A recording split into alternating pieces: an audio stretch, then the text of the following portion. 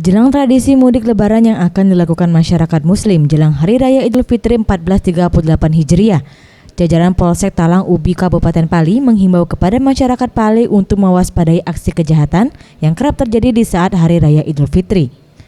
Menurut Ibtu Rusli, Kanit Reskrim Polsek Talang Ubi, masyarakat yang melakukan mudik kampung halaman serta meninggalkan rumah kosong saat Hari Raya Idul Fitri untuk mewaspadai aksi kriminalitas dengan beberapa langkah seperti mengunci rumah secara aman, menitipkan rumah ke tetangga, tidak meninggalkan benda dan harta berharga, memasang kamera pengintai, serta memastikan peralatan listrik dan kompor tidak menyala.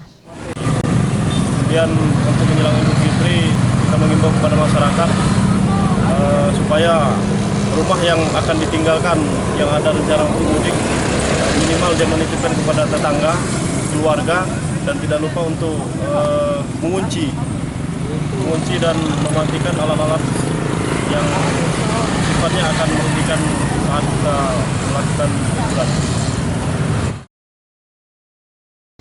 Sementara itu, jelang Hari Raya Idul Fitri, jajaran Polsek Talang Ubi terus menggelar patroli rutin di seluruh wilayah hukumnya, terutama daerah-daerah yang dianggap rawan aksi kriminalitas. Boris Simbolon, Sriwijaya TV.